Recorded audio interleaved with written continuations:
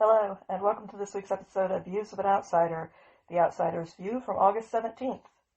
If you want to keep up with everything that's going on in the world, but you don't want to drag down your entire life by listening to the news every day, then get the main stories right here once a week, and spend the rest of your time actually living your best life.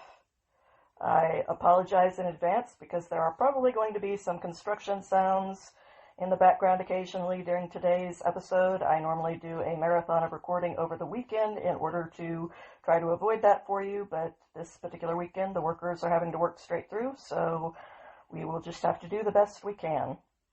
So let's get right into it. The Daily Wire started the week off by announcing that parts of the border wall that were auctioned off by the Biden administration 1 month before he left office, and for pennies on the dollar of what taxpayers had paid for those supplies, in what seemed to be a parting petty shot of flipping the bird to the American people for rejecting his administration and voting to head in the opposite direction. But it now looks like that those materials will be handed back over to the federal government in order to complete the wall that the people voted for and paid for. At the time, Representative Eli Crane of Arizona told the Daily Wire that the sale of the border wall materials was an attempt by the Biden administration to hamstring the Trump administration, calling the sale a direct affront to the will of the people, who had given President Trump a mandate to secure the border on Election Day, just 1 month before the Daily Wire broke the news of this spiteful, undemocratic auction. This sale of the abandoned materials, which were already paid for and delivered, came after Biden presided over a record-breaking surge of illegal immigration into the United States, which he consistently refused to address or stem, citing a non-existent need for legislation before anything could be done. But nature is healing, as sanity returns, and the materials will now be handed over.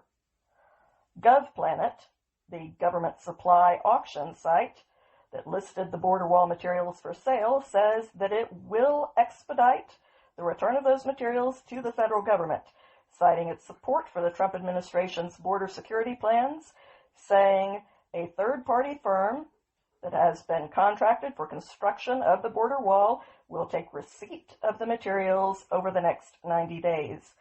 GovPlanet also said that the supplies will be returned to the federal government at cost in order to, quote, protect the millions of dollars that the U.S. taxpayer had already invested in this initiative.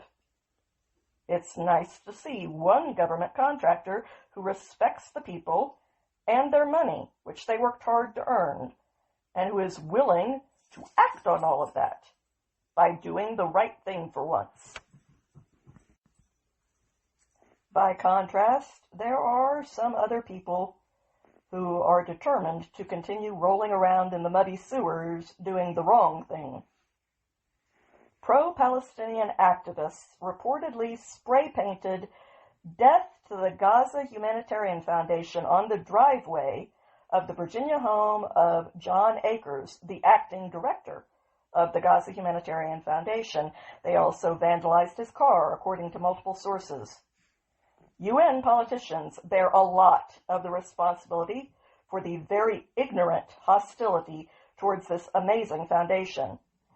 The Gaza Humanitarian Foundation has asked the United Nations to join it in its mission to feed the people of Gaza multiple times, but the UN has been very petty in its insistence on having sole control, even given the fact that by the UN's own numbers, their aid never reaches the civilians in need because the vast majority of their trucks are looted by Hamas terrorists who are intent on starving the people of Gaza in order to create a public outcry against Israel. The UN has refused time and again to support a more successful organization than themselves, smearing them for ensuring that the aid is given to civilians instead of to terrorists, which makes the objectives of the UN very plain, no matter what they say their reasons are. Actions speak louder than words do. The victim of this latest attack of ignorance said recently, I'm an American and a lifelong humanitarian leader, starting with the Peace Corps in the early 80s and continuing throughout my career. I've served the United States in some of the world's most disadvantaged countries and complex crisis zones, leading response efforts in active war zones such as in Iraq and Afghanistan, in the aftermath of devastating natural disasters in Latin America and the Caribbean, and amid collapsing political systems in Pakistan and Tajikistan.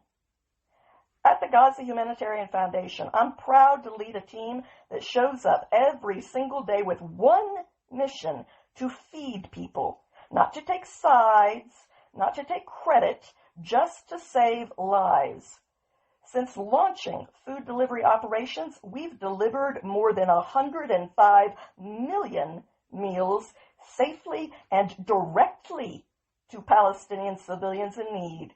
We built a secure and effective distribution model that works, and we're scaling it to reach even more people faster. This is hard work. It's dangerous work, but it's the right work, and I'm proud to do it alongside our Palestinian partners, our U.S. colleagues, and the international allies committed to keeping food from becoming another victim of politics. We all share the same passion to help the hungry Palestinians. In recent weeks, we've witnessed scenes no humanitarian should ever have to witness.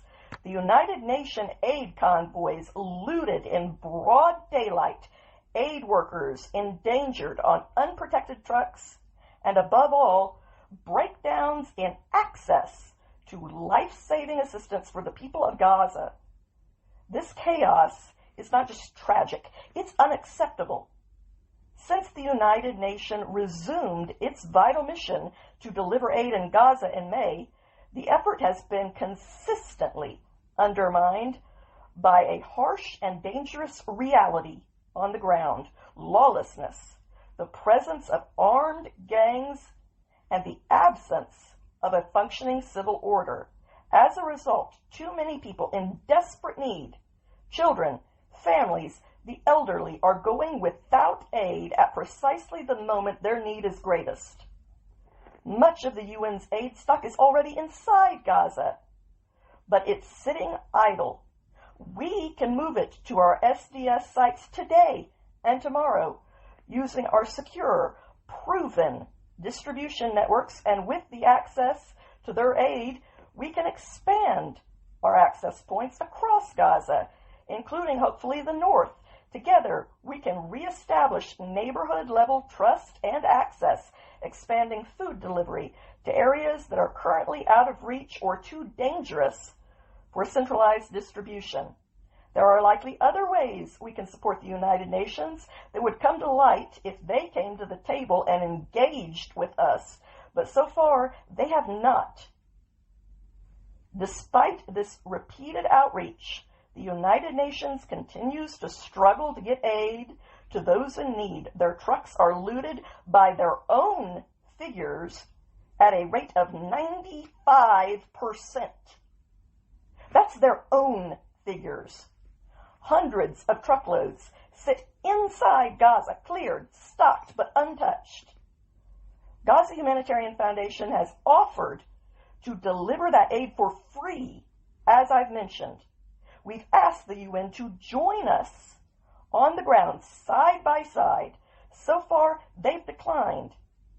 If there was a time to adapt, to innovate, and above all, to partner, it is now. We urge the UN to join us in a new way forward. Together, we can break through the chaos and deliver hope where it is needed most. End quote. Like I said, the motives of the UN are clear as day, as are the quality of the mindless drones who would issue death threats to a guy like that. And I would just point out the very relevant detail that you never, ever see pro-Israel people, like me for the record, doing the same thing. The violence and the threats of violence, much like the war between Israel and the terrorist leadership of Palestine, all comes from one side alone, which ought to indicate who is in the right and who is fighting on the side of darkness. Back in the homeland, there was some economic news that was worth noting. CNBC covered the economic report that was published on Tuesday by the Bureau of Labor Statistics. That report marked the second straight month that showed an annual inflation rate of 2.7%. The Consumer Price Index increased just 0.2% month over month in July and remained steady in a year-over-year rate of 2.7%. This apparently surprised the experts, who are paid to make accurate predictions, but we all know that they rarely do. Core CPI, which excludes food and energy prices, rose by 0.3% for the month and 3.1% for the year. That monthly increase was in line with expectations, while the annual core CPI rose slightly above what economists had predicted, according to CNBC. The BLS reported that most of the CPI increase was driven by the rise in housing. Meanwhile, energy prices dropped 1.1% and food prices remained steady. Prices for used cars and trucks rose by 0.5%, while transportation and medical care services also saw a rise of less than 1%. Household furnishings and supplies showed a slight increase of 0.75%, but prices for other imported products, such as clothing and canned fruits and vegetables, remained flat. Even CNN was surprised by the low inflation numbers, reporting on Tuesday, "Look at that food. This is where people spend their money, right? Food, flat, 0%, and actually down at the grocery store by 0.1%. Following the better-than-expected inflation report, stocks rose on Tuesday morning, with the Dow Jones Industrial Average and the S&P 500 jumping 0.6%. The NASDAQ Composite also rose 0.8% based on the good economic news. So hopefully the economy remains in better-than-expected conditions. The news was not as happy in the nation's capital, however. Washington, D.C. police recorded their 100th homicide for 2025 on Monday evening, just hours after President Trump announced that the federal government would take control of law enforcement in the Capitol in order to crack down on the violent crime in D.C., which, despite going down slightly, still exceeds the crime rates in many of the world's most dangerous cities, including Bogota, Colombia, and even cities in the Middle East like Baghdad. At its best, D.C.'s crime rates are 3 times higher than the rest of the country, and at its worst, D.C. has 6 times the amount of crime as the rest of the United States does. Fox 5 reported that 33-year-old Tamark Wells was shot multiple times in D.C.'s very popular Logan Circle neighborhood, which is just 1 mile away from the White House. The victim was taken to the hospital after police arrived on the scene, and he was later unfortunately pronounced dead. After the shooting, the Secret Service closed the north and south fence lines around the White House, along with a nearby park. Despite minimal objections by a very small and disconnected fringe, who runs on the fuel of denial, the D.C. Police Union backed Trump's decision to federalize the police department. They said in a statement, quote, "Last night, D.C. suffered the grave milestone of its 100th homicide for 2025. Let's hope this federal intervention leads to real change to the laws in D.C. that allow this to happen year after year." The homicide rate in D.C. in 2024 reached 27.3 victims per 100,000 residents, giving the U.S. Capitol the 4th highest homicide rate of any city in our country. So far in 2025, D.C. authorities have also reported over 530 assaults. And those were assaults with a dangerous weapon, by the way. Nearly 900 robberies and nearly 3,000 motor vehicle thefts. There are currently cars on the street of D.C. with signs taped to their window declaring that there is nothing inside and begging the thugs not to vandalize them again for a fourth or fifth time because the owners cannot afford more repairs. So while the city has reported lower violent crime levels compared to the astronomical record highs of 2020 and 2023, violent crime remains much higher in D.C. than it was even 10 years ago. Even an ABC anchor, no conservative, cited 4 violent crimes that had happened near her workplace just in the last couple of months, including an assault on herself.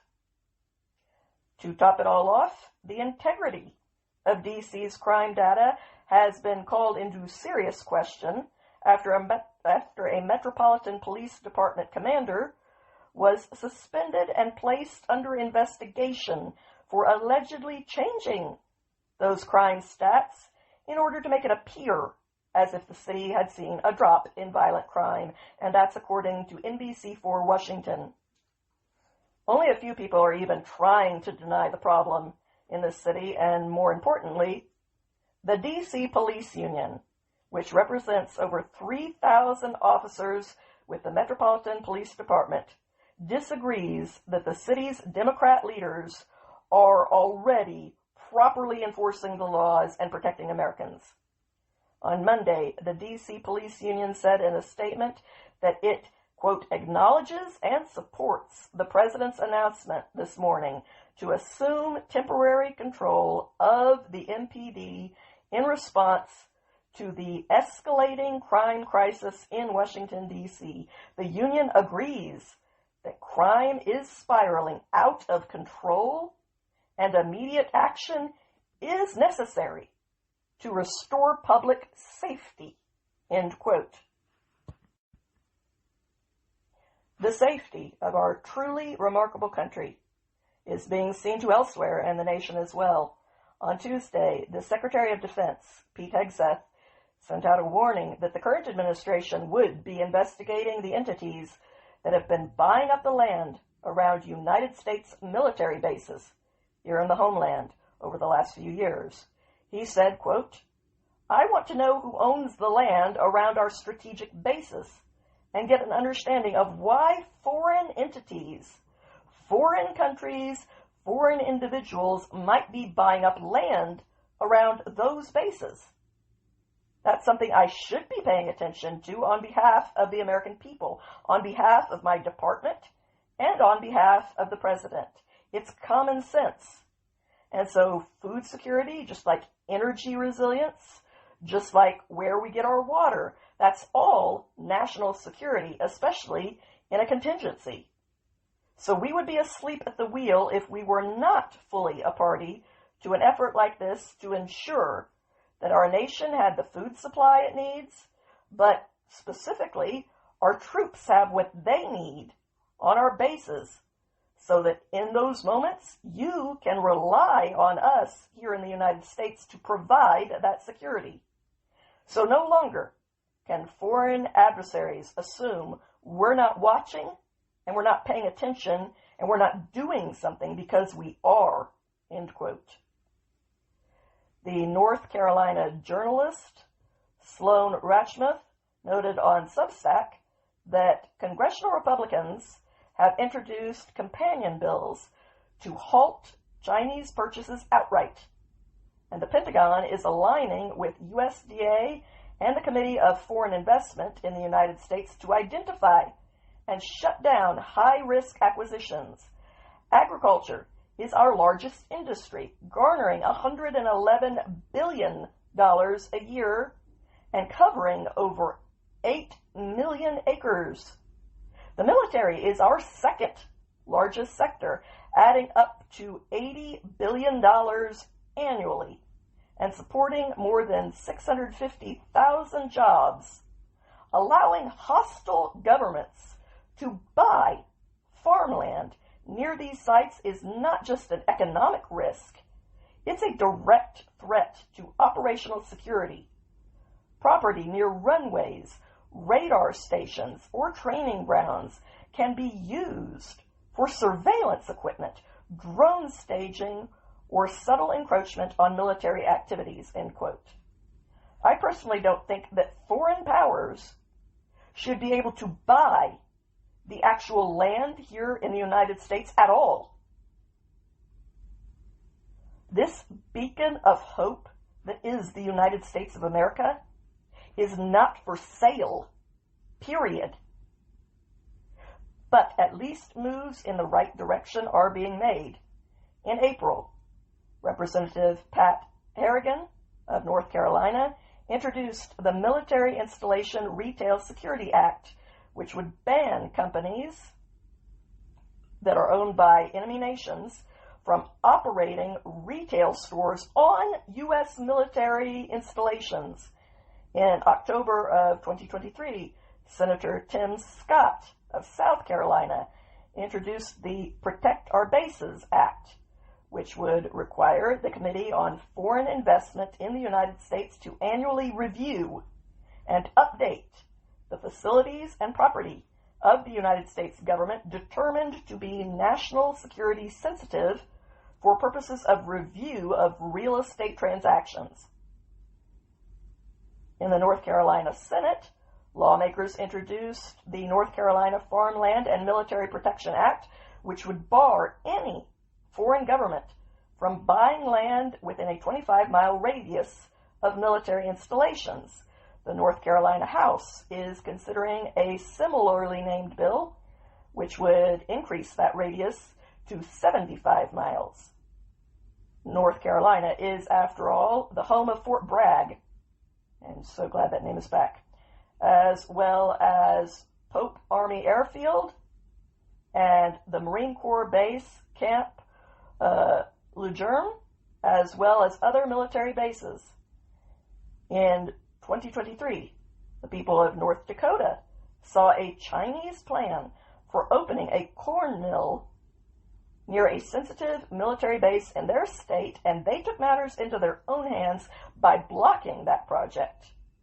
The Grand Forks City Council, aware that the United States military did not have the jurisdiction to kill the project, voted unanimously in February of 2023 to block the Chinese food producer Fufeng Group from building the mill a mere 12 miles from the Grand Forks Air Force Base.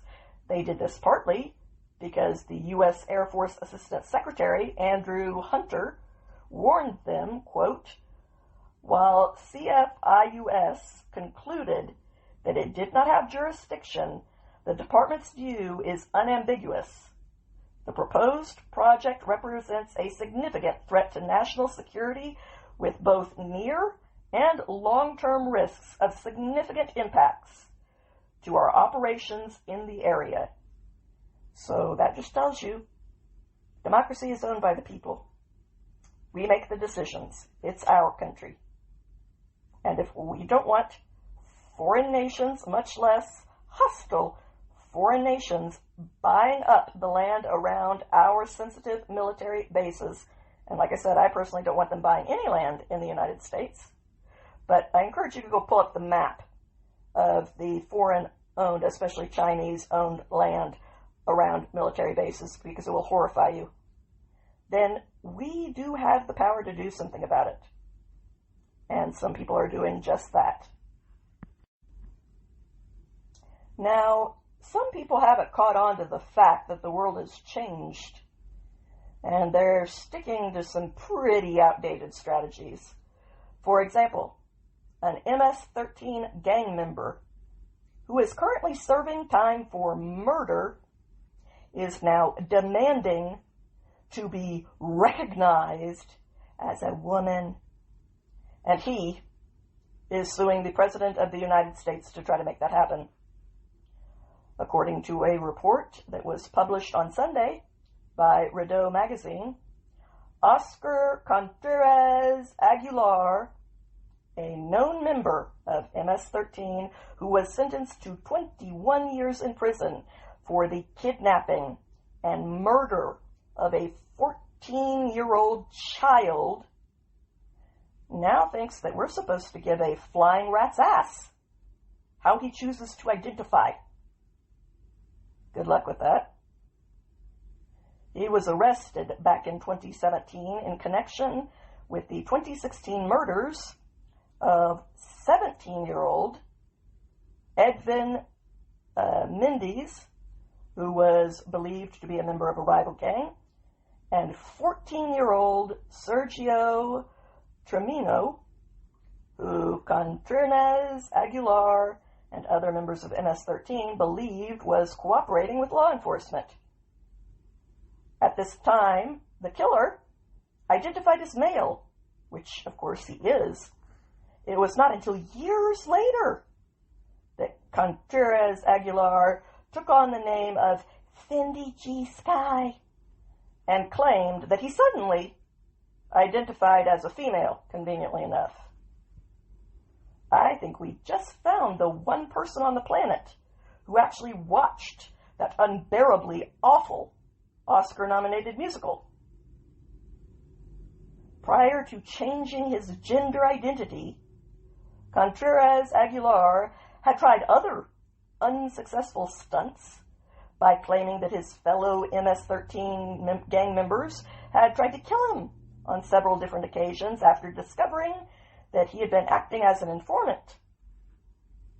I mean, I do hear that snitches get stitches. What do you expect me to do about it? Within months of a separate suit from this guy, which was dismissed in early 2024, Contreras Aguilar suddenly discovered that he now identified as a woman. And he's been beating that particular drum ever since. 2 words. El Salvador. Let President Bukele deal with him and see how quickly this strategy of trying to play the system stops. And speaking of deportation efforts, on Monday, New York City's Mayor Eric Adams announced that that city would not be renewing its contract with the Rockpoint Group, which owns the Row Hotel, the last active hotel-turned-migrant-shelter in New York City, which is now set to close in April. The Row Hotel, which was also the very first New York hotel to be converted into a migrant shelter back in 2022 under Joe Biden, is only 1 block away from Times Square, housing immigrants in every one of the luxury property's 1,300 units, has cost the city of New York $5.13 million each month. Funds that no doubt their own citizens could have used. The closure of these programs is a result of President Trump's successful immigration policies, which have reduced illegal border crossings by over 99%.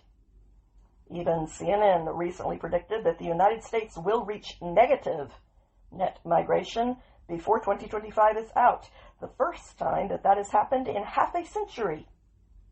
At its peak, New York City was running 220 migrant shelters, and in 2024, 80% of its remaining 193 operating shelters were former hotels, including some of New York's most historic and most luxurious properties in parts of the city that its own people can't begin to afford to live in. Now, apart from the injustice of illegal immigrants getting more from our government than its citizens do, and apart from the waste of their tax dollars, which were paid by the people to be spent on the people, but which were co-opted by the people that those resources have been entrusted to in order to fund certain elitist pet projects, apart from citizens losing their community centers and even their children's schools to satisfy the Upper East Side crowd's need to feel virtuous by forcing the consequences of their luxury beliefs onto everyone except themselves. Crime also became a major issue as a result of this disconnect from the reality of how consequences work. The Row has become a hotspot for crime and chaos, with numerous recorded incidents of attacks against NYPD officers by the residents who are members of the Trendy Aragua gang. So, understandably, city residents are celebrating the closure and the end of these failed mass sheltering policies. One resident of the Camelot apartment complex, which is right across the street, said, "Hallelujah, I'm happy that it's happening. We pay a lot of money to live here, and it doesn't seem fair. There are people sitting here all day, littering, leaving food waste, water bottles. A lot of them have children, and there are women sitting around here smoking weed all day. The children are just playing in the streets, in the bike lanes." One security guard said that he had started wearing a wedding ring to work because he had been propositioned twice by migrant prostitutes who were staying at the hotel. According to the New York Times, the 3,400 current residents of the Row will be moved to the city's traditional shelter system.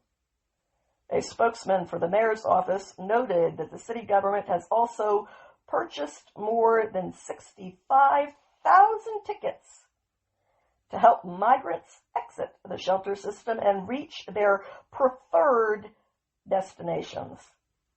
Once again, on your dime, of course, not theirs. The mayor's office also noted that of the migrants that are already in New York, 110,000 asylum applicants have been processed so far, which accounts for over 90% of those who are eligible. That equals out to nearly $4,000 a unit, a few $100s above the average monthly rate for a single room in New York City. Now, what exactly is the motivation for a migrant, assuming we're talking about somebody who's here legally, which is a big assumption, but let's just play the game. What is the motivation for them to get out and earn a living if they can get the same apartment that you do without working? So I'm just going to have to explain the incentive structure to me.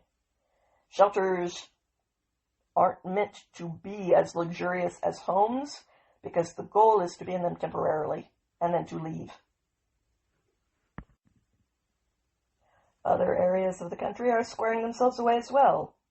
On Tuesday, the Justice Department announced that 2 more military academies have agreed to permanently end their discriminatory race-based admission practices.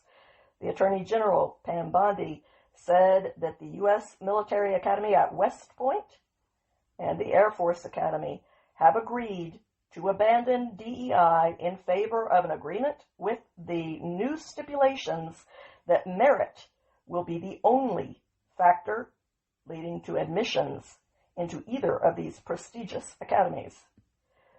They have agreed to this in exchange for the dismissal of 2 lawsuits against these academies that were brought by the group Students for Fair Admissions, the same group whose suit led to the end of affirmative action at universities across the country. This group correctly argues that admission policies that are based on the race of the applicant violate the Fifth Amendment of the United States Constitution. Bondi noted the department is committed to eliminating DEI practices throughout the federal government. We are proud to partner with the Department of Defense to permanently end race-based admissions at West Point and the Air Force Academy. Admissions to these prestigious military institutions should be based exclusively on merit. Jay Clayton, the U.S. Attorney for the Southern District of New York, added, "America is the land of equal opportunity. in spirit and in law. Today's agreement ensures that our future military leaders will carry on the greatness that is born of opportunity, effort, and a level playing field. Harmet Dillon, the Assistant Attorney General for Civil Rights, also praised the settlement, posting, "Congrats to our division for their hard work in restoring merit-based admissions to some of our top military academies." In June, a similar settlement was announced between Students for Fair Admissions and the United States Naval Academy, making the triad now complete. There are changes on the horizon of the foreign affairs front as well. Israel's Prime Minister Benjamin Netanyahu laid out a 5-point vision for post-war Gaza this week. During a press conference, Netanyahu said that Israel's goal is to free Gaza from Hamas terrorists, not to occupy it. His 5-point plan includes the defeat of Hamas and the release of all of the hostages, the demilitarization of Gaza, the establishment of a security buffer zone on the border, and a new civilian-run administration in Gaza that is capable of living in peace with Israel. Netanyahu also pushed back on claims that it is Israel that is causing the humanitarian crisis in Gaza, correctly citing the fact that his country has allowed nearly 2 million tons of aid into Gaza, enough to feed the entire population for 2 years.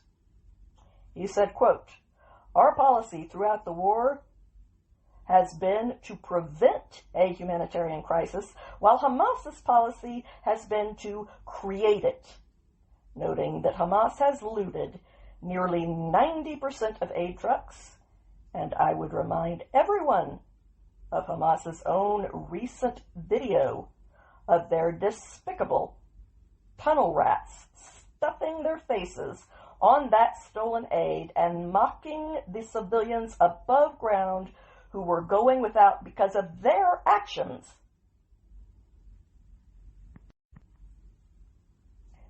But to be fair, Hamas is not the only group committing despicable acts in the world. In a truly condemnable move, the Toronto International Film Festival canceled the viewing of an Israeli documentary about the October 7th massacre of Israeli civilians by Hamas, saying that the cancellation was because the filmmakers did not get the permission of the Hamas terrorists to use the clips that those rabid animals had filmed of their own atrocities before those same rabid animals posted them for the world to see. So clearly they want them to be seen. And I would also note we didn't get Hitler's permission before showing footage from Auschwitz either.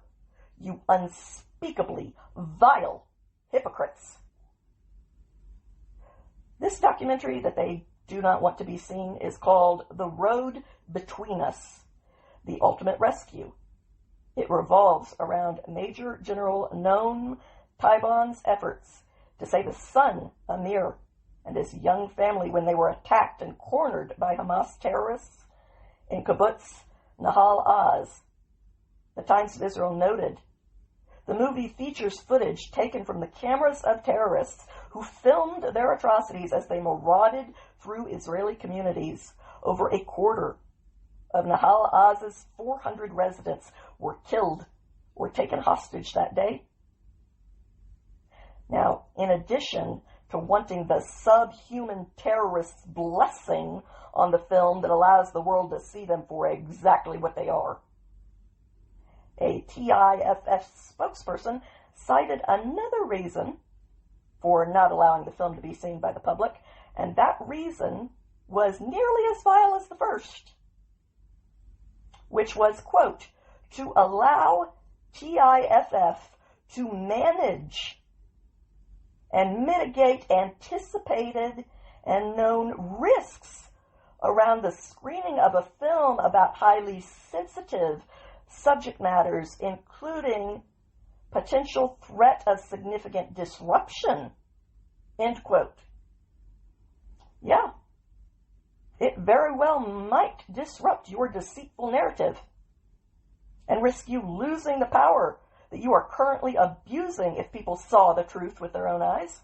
So I completely understand why you want to be the ones who are in charge of managing what the Canadian public does and does not know, because they might still just have enough moral conscience, despite your attempts to eradicate it, to come to the opposite conclusions of what you want them to. The filmmakers who made this documentary told Deadline, "We are shocked and saddened that a venerable film festival has defied its mission and censored its own programming by refusing this film. Ultimately, film is an art form that stimulates debate from every perspective that can both entertain us and make us uncomfortable. A film festival lays out the feast, and the audience decides what they will or won't see. We are not political filmmakers, nor are we activists. We are storytellers. We remain defiant. We will release the film, and we invite audiences, broadcasters, and streamers to make up their own mind once they have seen it." Noam Taiban, the main focus of this documentary and a true hero, said, "The Toronto Film Festival has succumbed to pressure and threats and has chosen to silence and erase October 7th. My message to the festival management: the truth cannot be erased. The atrocities committed by Hamas cannot be erased or denied.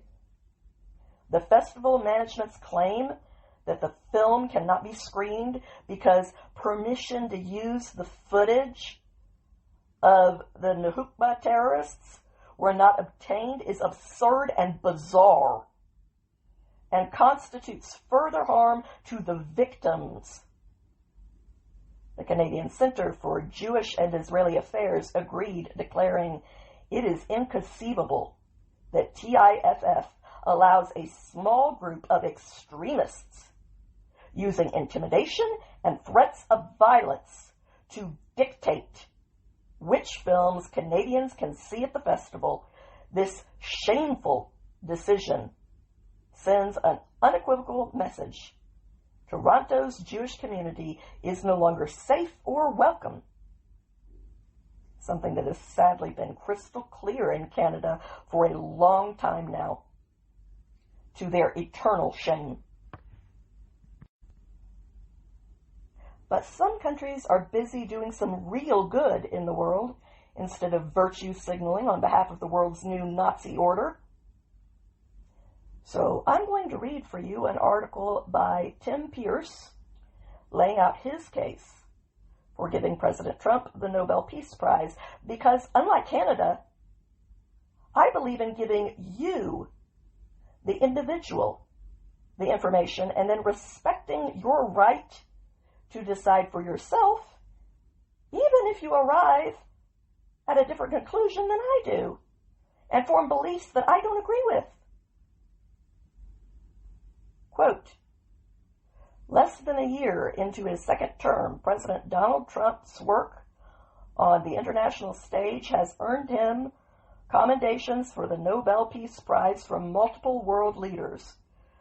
The president has this year received formal nominations for the award from two foreign leaders, Cambodian Prime Minister Hun Manet and Israeli Prime Minister Benjamin Netanyahu, and a foreign government, Pakistan. Last week, Azerbaijan's president, and I am going to butcher these names, I'm doing my best, Ilham Aliyev, and Armenian Prime Minister Nikol Pashinyan pledged at a peace summit at the White House to write a joint recommendation letter for Trump. The Nobel Peace Prize is scheduled to be announced on October 10th. The president has denied politicking for the award and cast doubt on his viability to win it, as he is of a certain persuasion.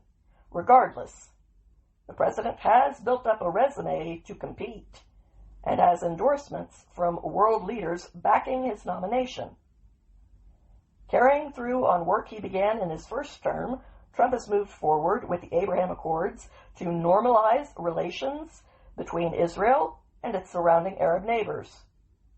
Bahrain, Morocco, and the United Arab Emirates signed bilateral agreements with the Jewish state in 2020.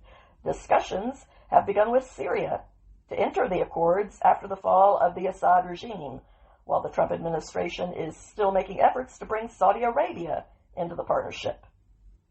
The accords have reshaped dynamics in the Middle East, threatening to isolate Iran, the world's leading state sponsor of terror, from its Arab neighbors.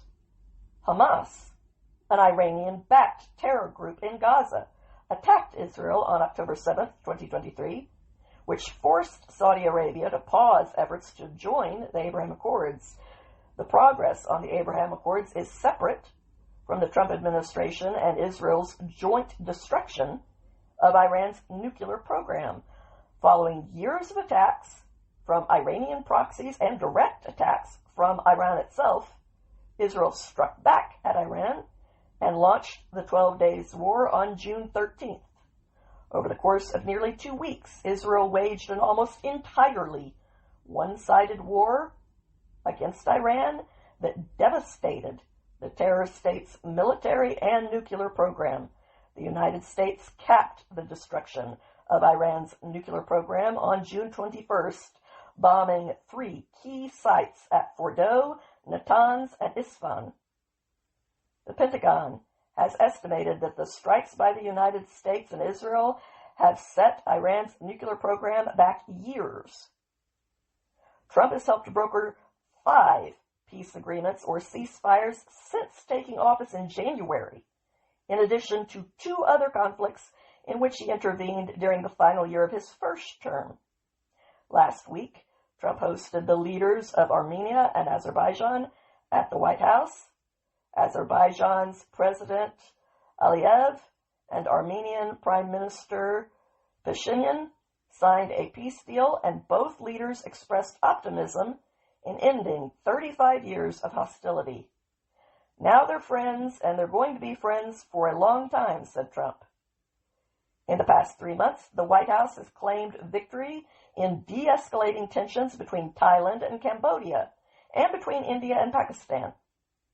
Trump was also instrumental in brokering ceasefires between Rwandan-backed militants in the Congo, as well as between Israel and Iran.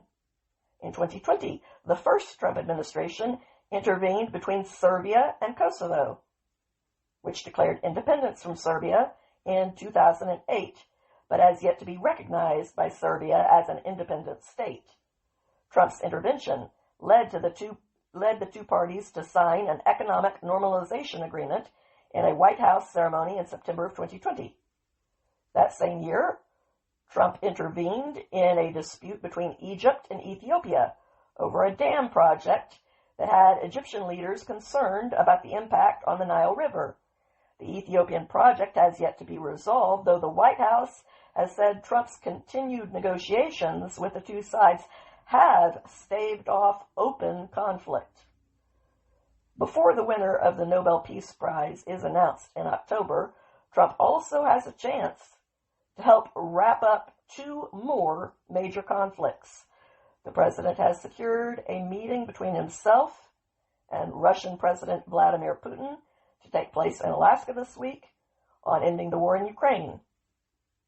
Trump has backed Israel in its war against Hamas, while also brokering talks to free hostages from the terror group's grasp and supporting the Gaza Humanitarian Foundation with U.S. funds to feed Palestinian civilians in Gaza, while the Gaza Humanitarian Foundation undermines Hamas's control of Palestinians in Gaza.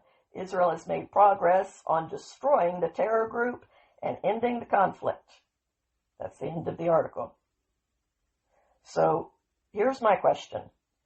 given that Barack Obama was given this same peace prize, and he had nothing on his resume that led to peace anywhere, and it was actually his disastrous foreign policies that unleashed funding to a broke Iran, which paid for a lot of the conflicts that we just went over and cost a lot of lives,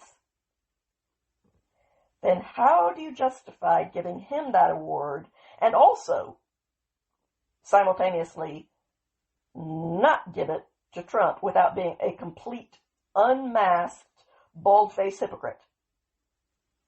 Because whether you like him or you hate him, you can't make a valid case for doing that.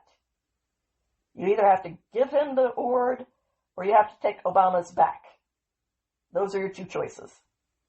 Or, there is the third choice of being a hypocrite, which there are some people out there that will choose that, but most people have more integrity than that.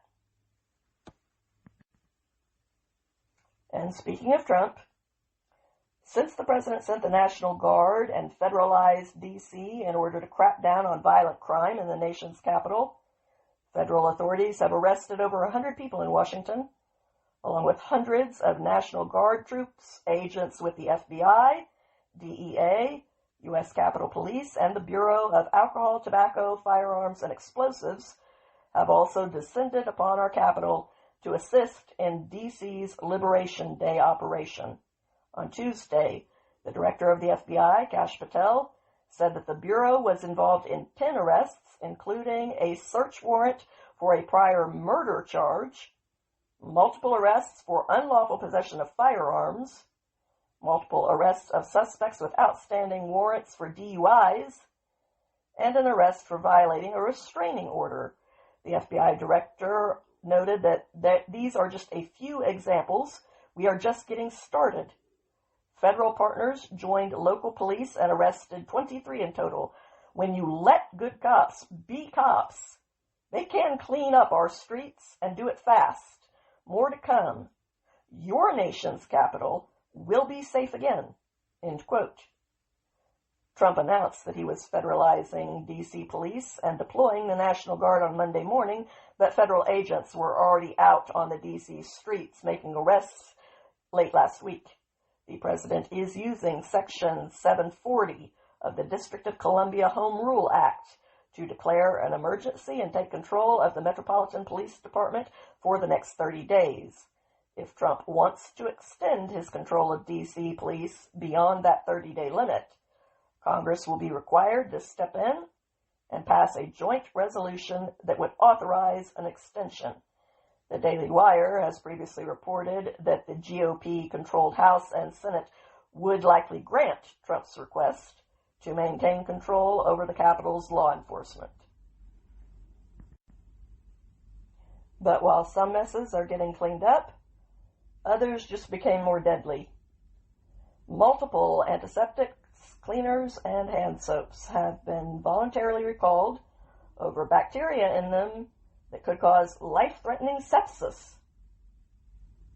Derma-Right Industries is recalling DermaClean antiseptic lotion with vitamin E in 1,000 and 800 milliliter sizes, Clean Foam antimicrobial foam soap in 1,000 milliliter sizes, Dermacera external analgesic in 6.5 ounce sizes, and PeriClean antiseptic cleaner in 7.5 ounce sizes. These recalled products have expiration dates ranging from July of 2025 to February of 2027. The company recalled their products because of a bacterial contamination identified as Burkholderia capacia. According to the press release, they are worried that the contaminated products may be used by immunosuppressed individuals or by people attending to immunosuppressed individuals. In healthy individuals with minor skin lesions, the use of the product will more likely result in local infections, whereas in immunocompromised individuals, the infection is more likely to spread into the bloodstream, leading to life-threatening sepsis. The company told distributors and customers to immediately examine available inventory and destroy all affected products. According to the CDC, Burkholderia capacia complex is a bacteria group that is often found in soil and water. It is dangerous for people with compromised immune systems or chronic lung disease, especially cystic fibrosis. It apparently poses only minor risks to healthy individuals. The CDC also said that Burkholderia capacia can cause serious respiratory infections, as well as fever and fatigue, but individuals may also experience no symptoms. They also noted that the bacteria's resistance to antibiotics can make it very difficult to treat. Well, as an immunocompromised person, I think I'm going to wait a bit before I buy my antibacterial hand soap and just ration what I've got left. And speaking of people whose lives just got more complicated, on Tuesday, ICE told the Daily Wire that they had arrested an illegal alien who raped and sodomized his 9-year-old stepdaughter. You gonna fight to keep this one here too, or do you have just one tiny drop of sanity left at your disposal? Just one drop? I mean, just for fun? You know, just to mix things up a bit, it'll confuse people. Come on, it'll be fun. The Department of Homeland Security also released the names of 5 more criminal illegal aliens who it referred to as the worst of the worst. One of the men who was arrested was Michael Kabona, the illegal alien from the Democratic Republic of the Congo that we mentioned, who was convicted back in 2015 for raping and sodomizing his 9-year-old stepdaughter repeatedly over a 2-year period, according to Erie County, New York prosecutors. He was sentenced to just 12 years in prison for this, which is less than half of the maximum 25 years that he faced. The victim was left with chronic injuries to her genitalia.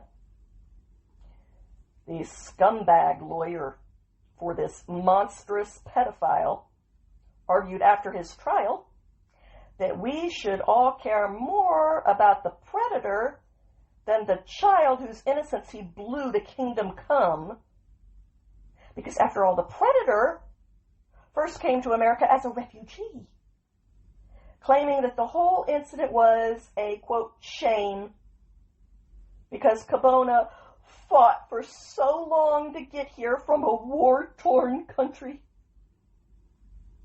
Aw, my little heart is just breaking that we didn't execute him. Slowly.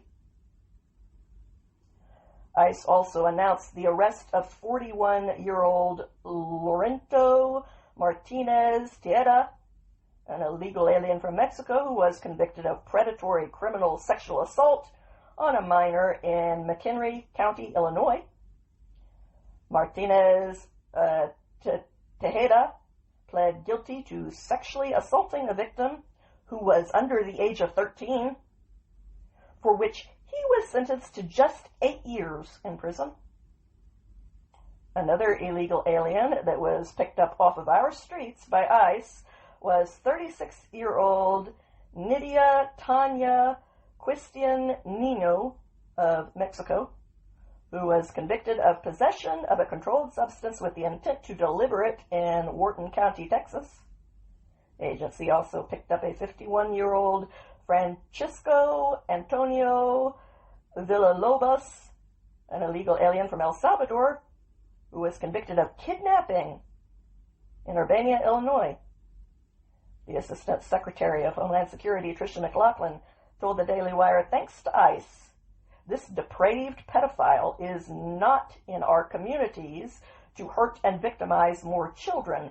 It's disgusting that ICE law enforcement is experiencing a 1,000% increase in assaults against them while they are removing creeps like this who commit unforgivable crimes against children.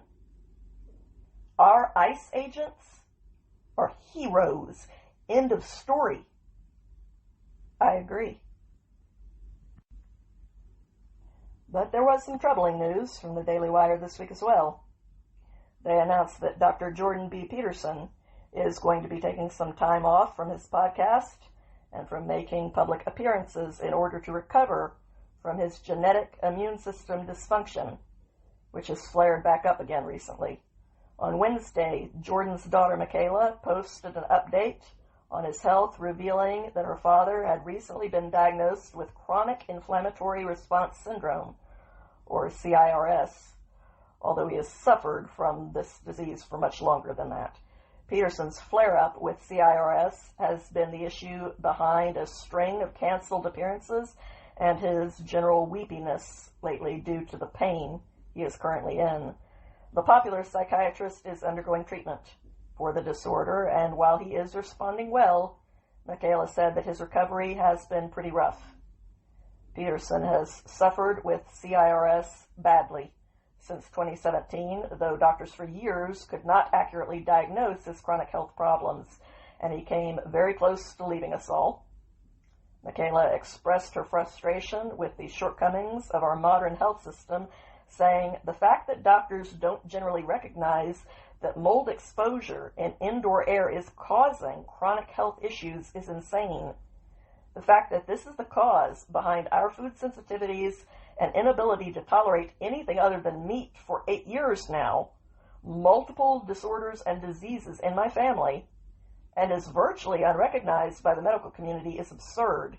This indoor air quality problem that causes chronic inflammatory response syndrome will be commonly diagnosed in the next 5 to 10 years. I am positive about that." On her father's behalf, Michaela also apologized to the people who had bought tickets to his event in Brazil, which had to be canceled, and to fans in Europe for having to move the dates of his European tour. Michaela explained that CIRS causes the immune system to have an inability to identify and detoxify mold bacteria in indoor air for genetic predisposition. The genetic predisposition is not that rare. It's in about 25% of people, but he has a severe version. Over the last year or so, he's been feeling the impacts of CIRS more and more.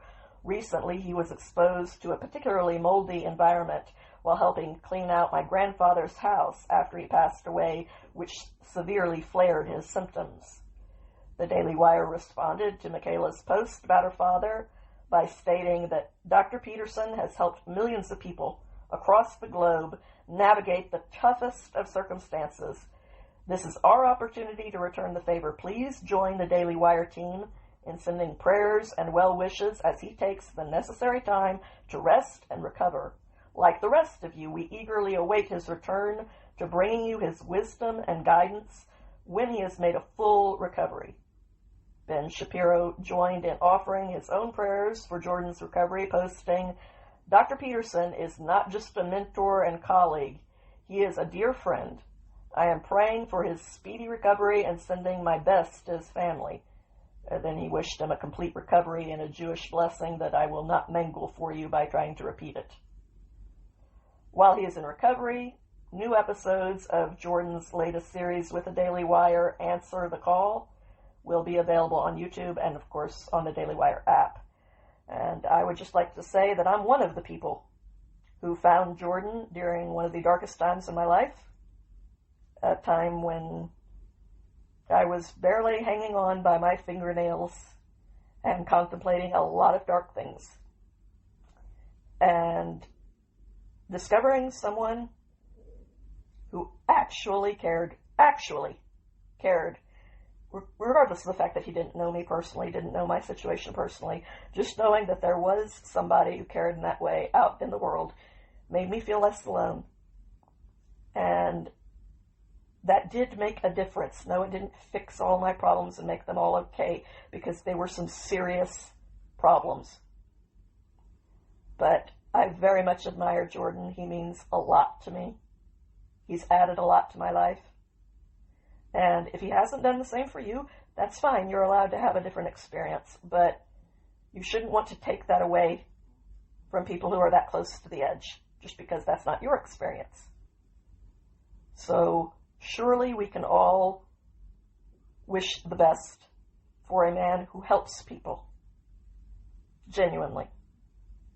And anybody who's ever watched more than a 10-second clip of him, who's watched him do a whole interview, and in almost every single one he breaks down in tears talking about the people who have come up and shared their stories with him.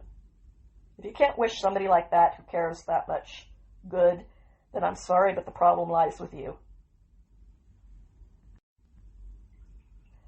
Turning from inspirational role models to people who would have done well to learn to make their bed. On Wednesday, the Justice Department announced that 34-year-old Montanez Merriweather has been indicted for illegally possessing a firearm as a convicted felon. Merriweather had previously been arrested for the absolutely brutal beating of a man and a woman on July 26th in Cincinnati that was caught on film in a video that went viral in the extreme. Merriweather now faces local assault charges, felony assault, and aggravated riot charges. He is looking at a total of almost 30 years in prison on those charges if he gets the maximum, which he won't. The ATF special agent, Thomas Greco, said, "Violence in any form and under any circumstances has no place in a civilized society. When warranted, the Bureau of Alcohol, Tobacco, Firearms, and Explosives, in close coordination with our law enforcement partners, will employ the full extent of our legal authority and resources to identify, apprehend, and remove violent offenders from our communities." Now, some local Cincinnati officials have shamefully accused the victims of this violent attack of instigating their own beating. For example, City Council President Victoria Parks wrote a shameful comment saying that the victims, quote, "begged for that beatdown. I am grateful for the whole story." That says a lot about you, lady. And there is no evidence to back up those slanderous claims. None at all. And other than self-defense, where the violence is instigated by someone else, which is not the case when it comes to this story, because like I said, it was caught on film, there are no words, no matter how bad they are, that can possibly justify a mob beating like that one. Much less sucker punching a woman and knocking her unconscious. So this claim is bogus on its face, and I promise you that most people see it that way because, once again, the internet ain't real life. But even if something was said, and again, there is absolutely no evidence that anything was said, zilch, zero, nada, this beating still wouldn't be justified. And the problem for all of the politicians, activists, and influencers that don't understand that is that the majority of people are still moral enough to know that without them. So the only people who buy what they are selling are the people who have already crawled down into the moral gutters to wallow in the filth that's down there. And that is nowhere near the majority of people. And that's the big problem that they haven't figured out how to solve yet. But on the other hand, the good news is that there are people out there who refuse to crawl down into the gutters. People who remain beacons of what is admirable in this world. The 9-time Oscar nominee and 2-time Oscar-winning legendary actor, Denzel Washington, said that taking home Hollywood's biggest honor doesn't really matter that much to him in the long run. The now 70-year-old icon made the remarks while speaking to Jake's Takes on his Highest to Lowest press tour, where Denzel said that he does not choose the project that he works on, based on the likelihood of him winning an Oscar for it, admitting, I don't do it for Oscars. I don't care about that kind of stuff. I've been at this a long time, and there's times when I've won and shouldn't have won, and then didn't win and should have won. Man gives the award. God gives the reward. I'm not that interested in Oscars. People ask me, where do I keep it? Well, next to the other one. I'm not bragging, just telling you how I feel about it. On my last day, Oscars aren't going to do me a bit of good. Denzel has made similar statements in the past, along with offering a refreshing dose of common sense wisdom and a perspective that is not based on worshiping himself, which is really rare to find in Hollywood these days, especially among people who have a mere fraction of Denzel's enormous talent. Washington has also been unflinching in speaking out about his faith for years. He wrote a personal essay that was published in Esquire last year in which he said, things I said about God when I was a little boy, just reciting them in church along with everybody else. I know now.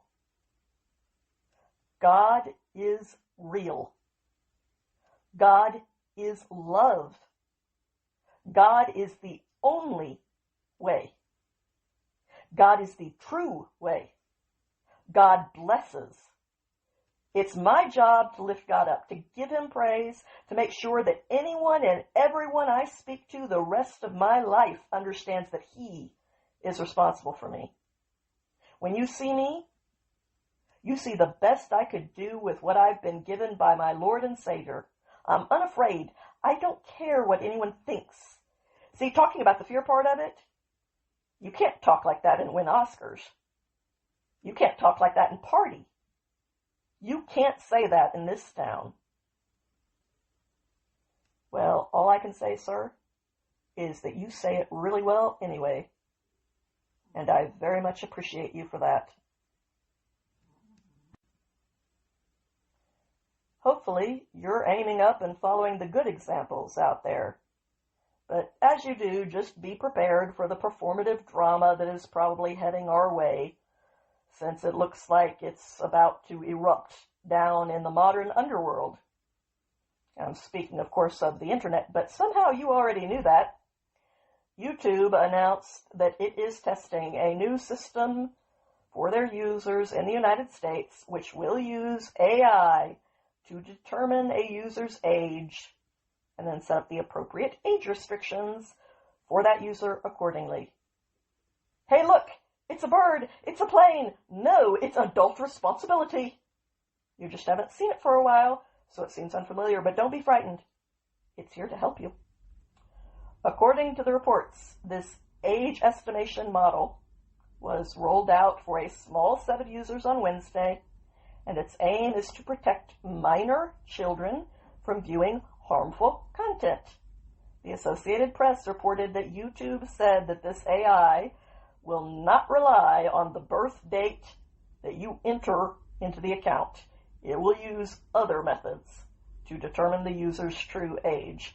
YouTube also noted that users will have the option to verify your age through government ID, selfie, or a credit card if you believe our age estimation model is incorrect. James Besser, the Senior Director of Product Management for YouTube's youth products, wrote in a blog post that the move was made so that teens are treated as teens and adults as adults. This technology will allow us to infer a user's age and then use that signal, regardless of the birthday in the account, to deliver our age-appropriate product experiences and protection. Besser also noted that this method has already been used in other countries for some time, and it is working well there. So no, age verification is not actually a sign of the apocalypse. Protections that YouTube intends to put into place based on age verification includes showing minors only non-personalized ads, enabling digital well-being tools such as Take a Break and bedtime reminders by default, showing reminders about privacy when uploading a video or commenting publicly, minimizing recommendations of videos with content that could be problematic if viewed in repetition, and blocking access to age-restricted videos that are explicitly not recommended for minors. And if you're an adult, relax. You can still harm yourself through your content as much as you want to. So Frankie says relax.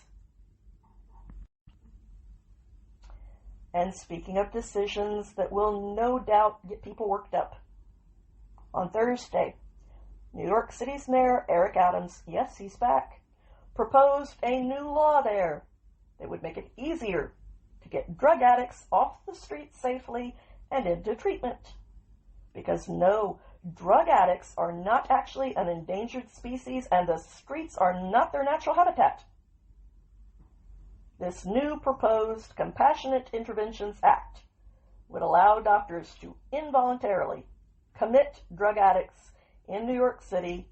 If the law passes, a doctor would be able to bring someone who appears to pose a danger to themselves or others due to substance use to a hospital and allow a judge to mandate treatment if the person is unwilling to enter that treatment voluntarily. A total of 37 out of the 50 other states already allow drug addicts to be involuntarily committed. This week, Adams apparently also launched his End Culture of Anything Goes campaign, which is aimed at cracking down on drugs and homelessness in the Big Apple, saying our administration refuses to turn our back on New Yorkers in need, and with today's announcement, we're laying out a vision that will help get everyone the support they need. In the name of public safety, public health, and the public interest, we must rally to help those in crisis, because anything goes is worse than nothing at all. He also announced that he is investing another $27 million of taxpayer money into substance abuse treatments, because all the money that's already been spent on this has been such a huge success. New York, like many cities in the wider area, has an unbelievable drug problem. If you want more on that, see my episode on the fentanyl epidemic.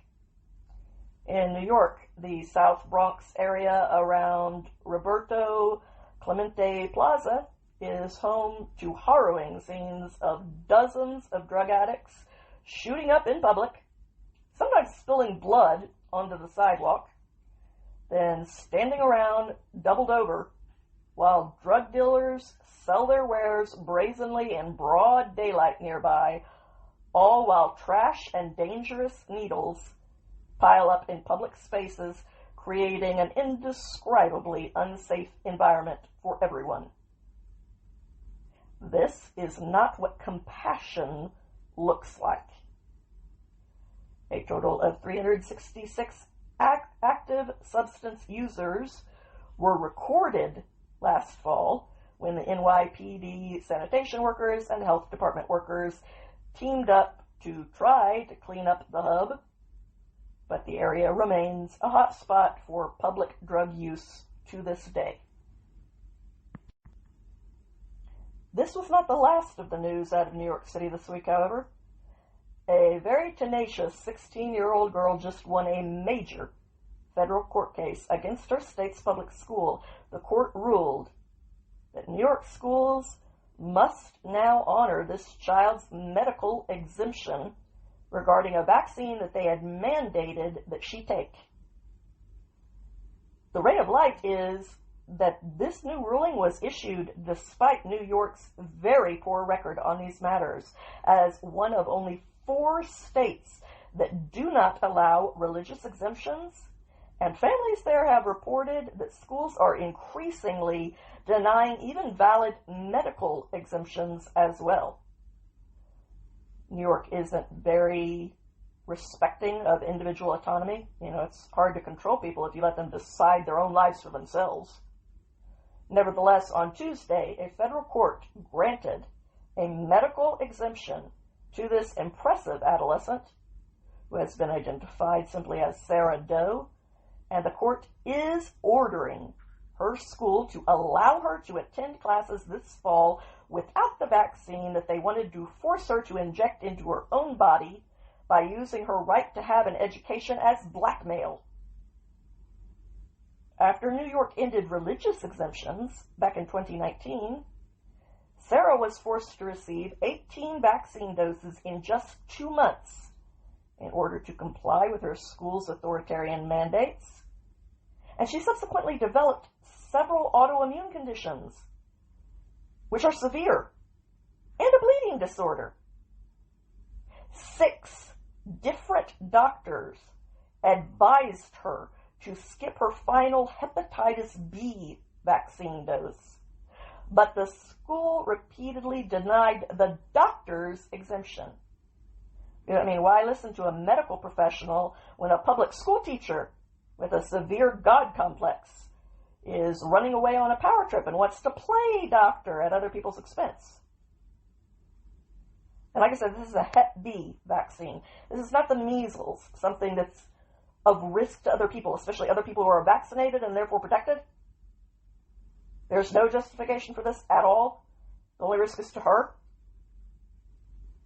This teen's attorney argued that New York's regulations have led to hundreds of similar children with long-standing medical exemptions having their rights to safety and autonomy revoked, forcing some to get vaccinated even against professional medical advice. This teen decided that she would not be bullied any further than she already had been. After all, Hep B isn't any of her school's business, nor are the risks that she decides to take regarding her own body, her own health, and her own life. So she stood up for herself and for others just like her, because she rightly believes that these overreaching actions by New York schools are a square violation of the Americans with Disabilities Act. And she has now emerged victorious. And hopefully, after this ruling in favor of sanity and of minding your own business and focusing on your actual job, education, which you are dismally failing at, and with a vocal vaccine exemption supporter like RFK Jr. now leading HHS, it is possible that federal guidelines on this contentious issue will be forthcoming. Good for you, sweetie. I'm extremely proud of you. However, the fringe minority, who all get headaches when they have to think for themselves, weren't satisfied to freak out over just one story, so they found a few other things to performatively get upset about this week without having any idea why they objected to them, but they knew that they strenuously objected, and that's what's important. It's just their natural default. Ignore it, and it'll go away. The next source of faux drama was a letter which announced that the Trump administration has ordered a comprehensive review of the 8 government Smithsonian museums in order to remove what the White House called divisive, race-centered ideology and partisan narratives, as well as to ensure that exhibits are historically accurate. This perfectly rational move drew fierce criticism from the typical suspects who are determined to take the insane 20% side of every single 80-20 issue out there. One museum educator, if that sounds fake, it should, even compared the review of his exhibits to the terrorist actions of the Taliban. And people like this would be exactly why we've ordered them to get a grip on reality and to produce exhibits that are grounded in fact, not in fever dreams. Considering that we, the people, pay for those exhibits, and the customer is always right. Supporters of this review correctly argue that a rewriting of our history already took place during the unhinged embracement of woke ideologies, and now we are simply reverting back to reality. Like Camelot, where men were men, tables were round, and stupidity wasn't glorified and admired. In her appearance on CNN, Jillian Michaels pointed to a Smithsonian exhibit on gender in sports, which called gender testing complex. She factually argued that it's not complex. It's basic science. It's XX chromosomes versus XY chromosomes. And I would also like to point out that in 2020, the Smithsonian's National Museum of African American History put out an exhibit called Aspects and Assumptions of Whiteness and White Culture in the United States. In this exhibit, they listed off the things that they claimed are uniquely white traits and therefore bad.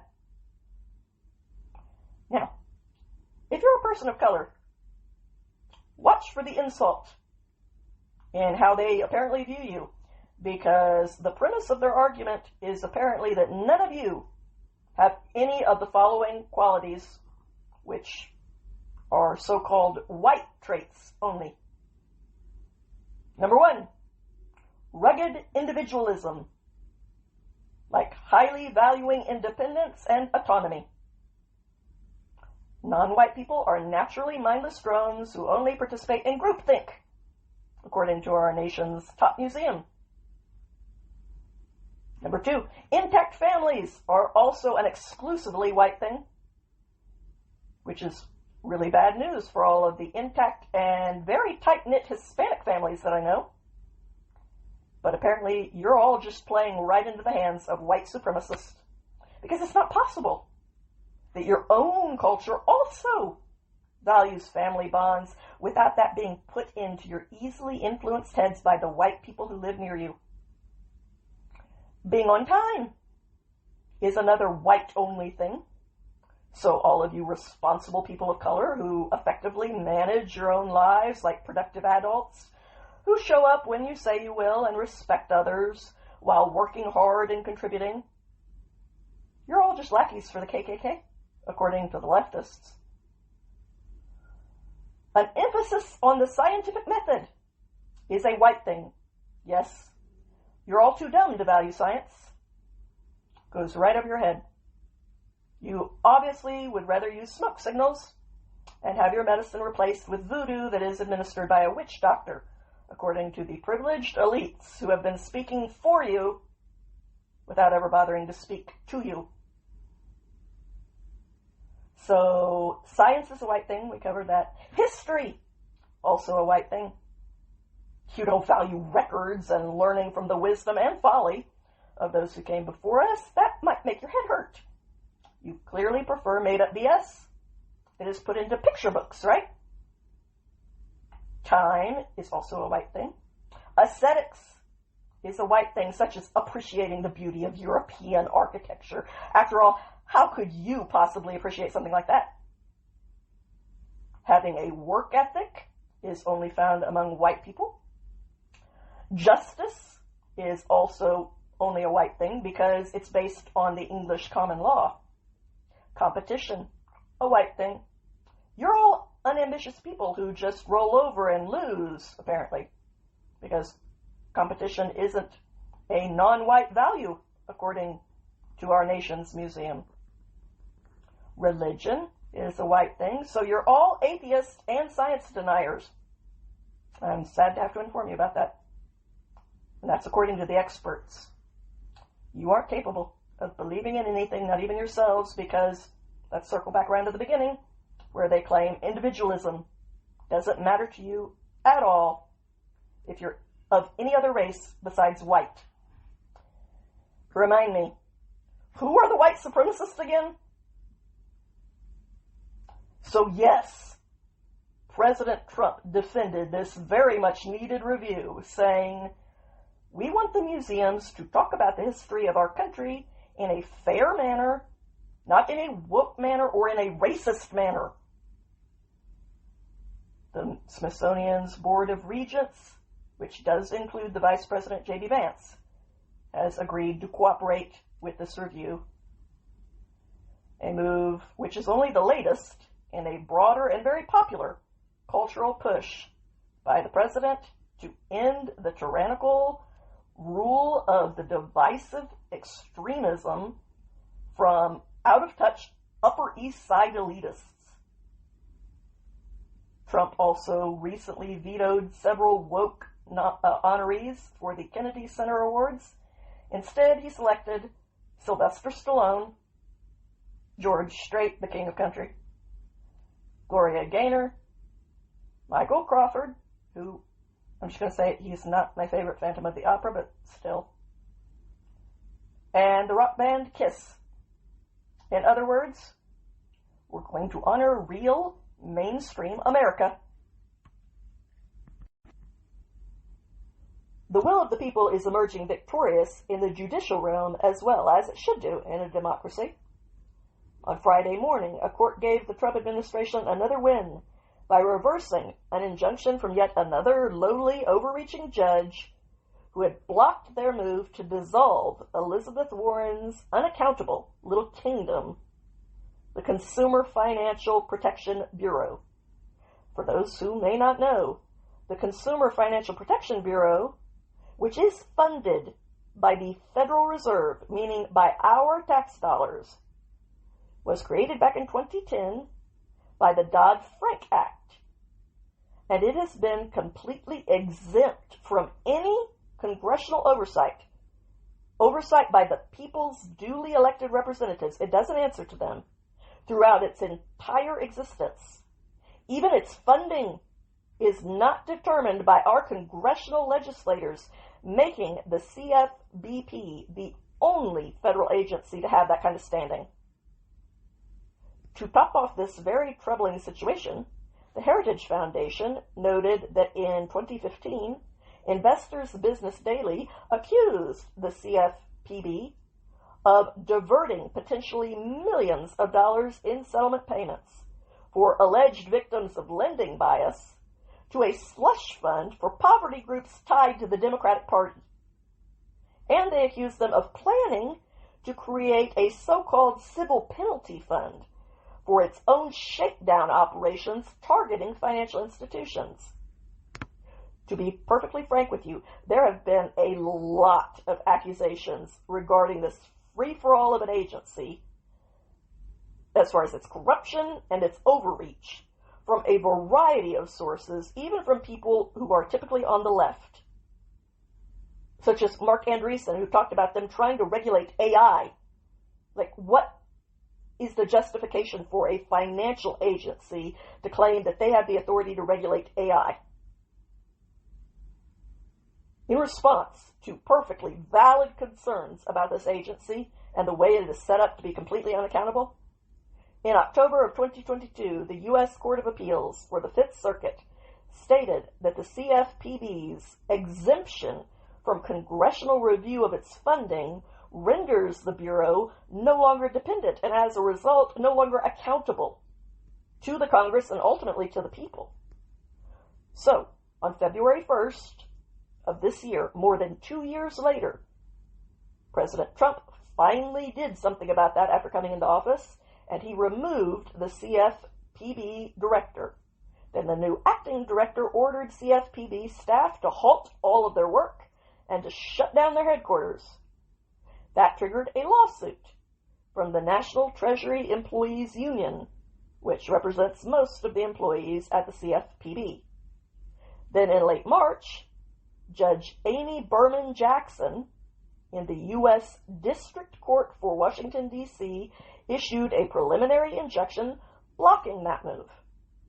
Bloomberg News reported that lawyers for the Trump administration argue Jackson's injunction was an overly broad encroachment on a federal agency's efforts to downsize in accordance with the president's policy directives. And on Friday, the United States Circuit Court of Appeals for Washington, D.C. ruled in favor of the executive branch's right to eliminate executive agencies, and they vacated Jackson's injunction. And in world news, early Saturday morning, after his meeting on Friday with Russia's President Vladimir Putin in Anchorage, Alaska, President Trump announced that Ukraine's President Vladimir Zelensky will also head to the White House on Monday for another round of peace talks, which will hopefully be followed by a meeting between Zelensky and Putin directly. Apparently, progress was made at Friday's meeting, according to the president, but there is still no deal for peace between Russia and Ukraine at this point. Zelensky has already signaled his support for his upcoming meeting with the president and for a potential future meeting with Trump, Putin, and himself, saying President Trump informed about his meeting with the Russian leader and the main points of their discussion. It is important that America's strength has an impact on the development of the situation. On Monday, I will meet with President Trump in Washington, D.C. to discuss all of the details regarding ending the killing and the war. I am grateful for the invitation. We support President Trump's proposal for a trilateral meeting between Ukraine, the USA, and Russia. Trump likewise posted, "It was determined by all that the best way to end the horrific war between Russia and Ukraine is to go directly to a peace agreement which would end the war, and not a mere ceasefire agreement which oftentimes do not hold up. Potentially millions of people's lives will be saved," end quote. And we are all certainly praying for that very result. And for our final story, over the last few weeks, in addition to bringing you the headlines, I've been covering any Daily Wire monologues that contain information that I think should at least be brought to your attention for you to evaluate for yourself. And this week, I'm going to share some excerpts concerning a topic that Matt Walsh covered, and add a few thoughts of my own as well. One of the ironies of the medical community is that at a superficial level, conflicts of interest are taken very seriously. But most of the time, if you look just an inch below the surface, the most obvious and severe conflicts of interest are routinely ignored. This kind of corruption happens all the time in medicine, and it's rarely discussed because the pharmaceutical industry happens to be one of the biggest advertisers in the media. That would be conflict of interest number one. The media isn't going to cover a story that might cost them their biggest advertisers who pay all of their bills. So some stories are simply never going to be reported by them. Again and again, conflicts of interest are brushed over or ignored completely. One of the most disturbing examples by far is the way that the medical community developed something called PHQ-9. Even if that doesn't ring a bell, there is a good chance you or your child have had a run-in with PHQ-9 at one point or another. This is probably one of the most scandalous untold stories in medicine. Essentially, PHQ-9 is a 9-item test that is used to measure whether someone might need psychiatric treatment, including medications. It's used by school psychologists and nurses, as well as doctors' offices all over the country. Pfizer developed it, then released it into the public domain so that it would spread throughout the medical community. It's a list of questions asking patients whether they've experienced a handful of negative symptoms over the last few weeks. They have to rank the frequency of these symptoms as not at all, several days, more than half the days, and nearly every day. Possible negative symptoms include little interest or pleasure in doing things, trouble falling or staying asleep, or sleeping too much, feeling tired, poor appetite or overeating, trouble concentrating, moving or speaking so slowly that other people would have noticed. Typically, if 5 of these symptoms are present for more than half of the past 14 days, then you're diagnosed with depression and handed an SSRI. It's supposedly a reliable system, but looking over those symptoms, you might have noticed a problem already. Many of these symptoms don't necessarily have anything to do with a mental health condition. At various points in their lives, every human being alive will report that they're having trouble sleeping, or feel tired, or have a bad appetite. For example, a woman named Callie Williams was given a PHQ-9 test as part of a prenatal appointment with an OB-GYN in 2016. Williams was recently married, and she was a brand new stepmother, which naturally made her feel somewhat overwhelmed. After filling out the form, she was told she was depressed and that she needed to take Zoloft.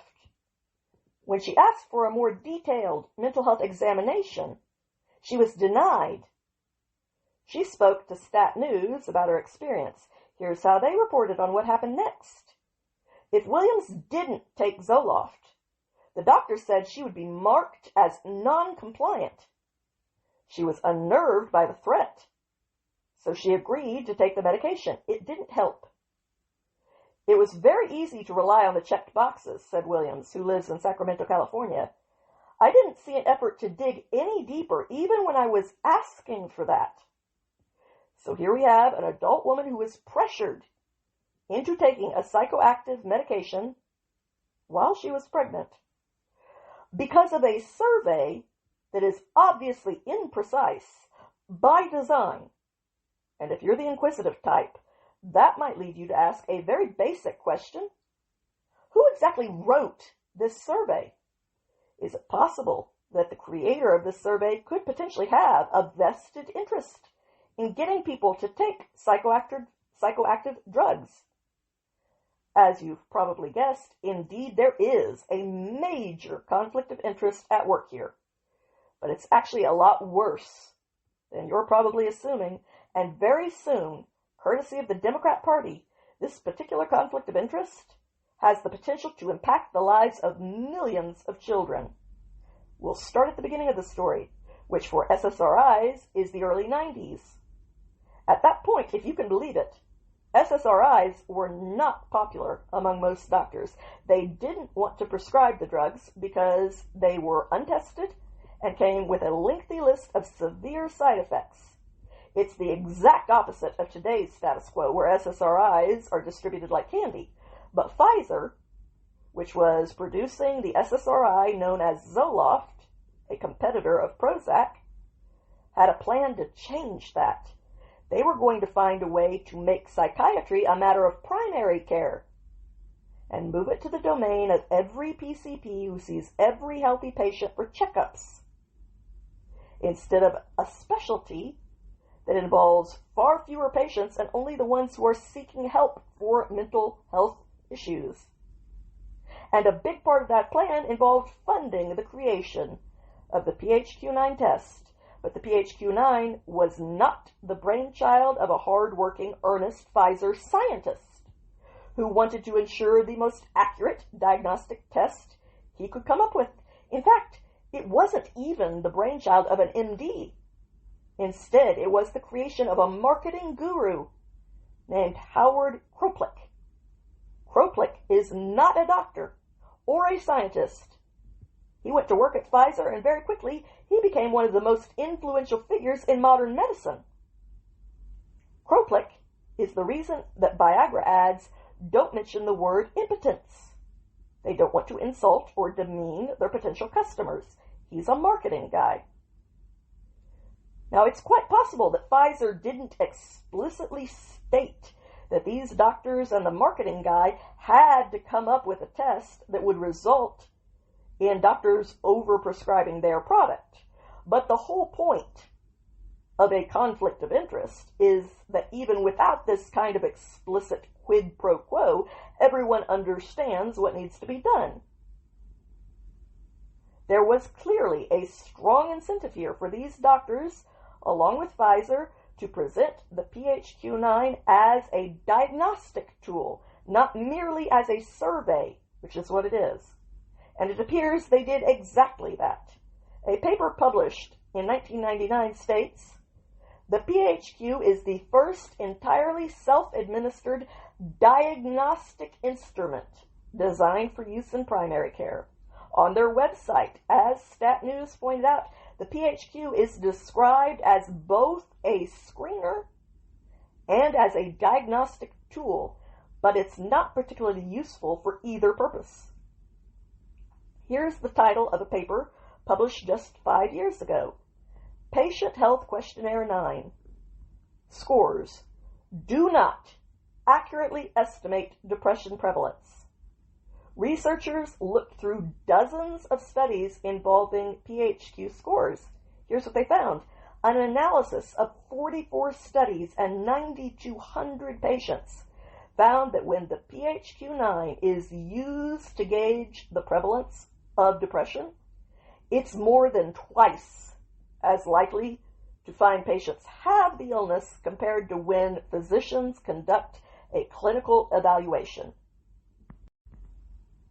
By other estimates, including one from the psychiatrist Nicholas Badre, up to 2/3 of the results from this test are false positives.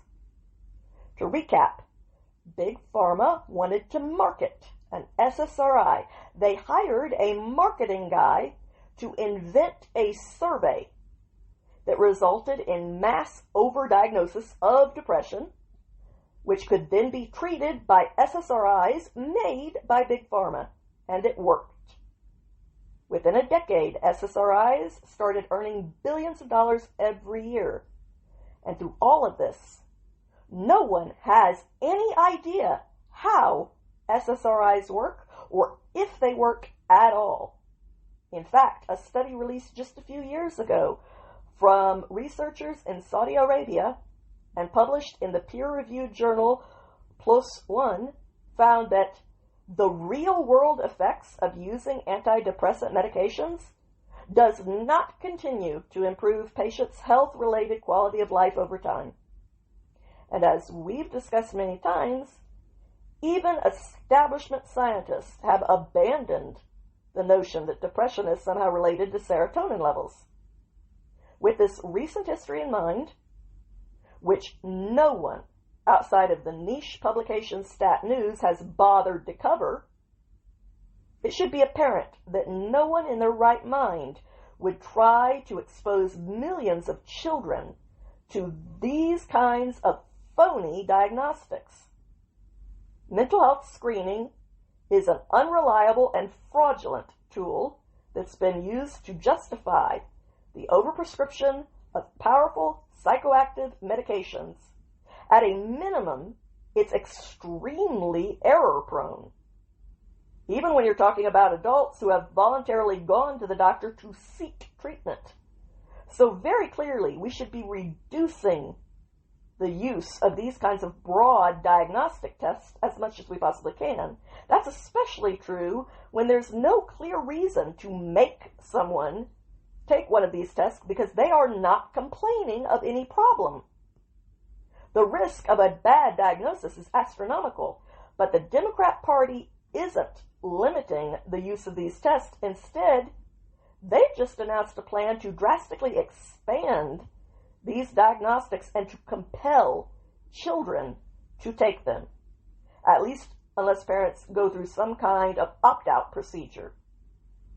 And I would like to add, if they threatened an adult pregnant woman who didn't want to take these drugs based on a phony diagnosis, is it really a stretch to believe that they will threaten to have the DHS remove your kids from your care if you don't want them to be put on these drugs based on a marketing gimmick that is masquerading as a diagnostic test, all so that the rich can get even richer? This story doesn't seem to have gotten very much attention, but I think it's one of the most horrifying policies in modern American history. The state of Illinois is now demanding that children, beginning in the 3rd grade, that would be 8-year-olds, undergo annual psychiatric evaluations at school, which is not the education department's domain or business. In other words, even if there's nothing wrong with him and he's not complaining of any problem, a 3rd grader will probably be asked the same kind of questions I just ran through. As of right now, Illinois hasn't announced the specific testing they're going to implement, but it stands to reason it's going to resemble, if not replicate, the test that Pfizer has put out in the public domain. After all, that's the gold standard. Children will presumably be expected to tell their school psychologist whether they've been having trouble focusing or sleeping.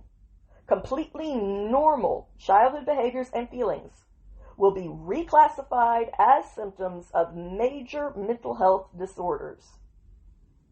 If you listen to Republican reactions to this plan, you'll hear generic claims about government overreach and so on, which are absolutely true. But the actual problem is much more straightforward, and it needs to be spelled out. The point of these annual screenings is to ensure that they drug as many children as possible with psychoactive medications so that they become loyal customers of Big Pharma for life. And of course, they'll also become profoundly unhappy people, which accounts for roughly 100% of the Democrat voter base. So it's a win-win for politicians like J.B. Pritzker and for Big Pharma.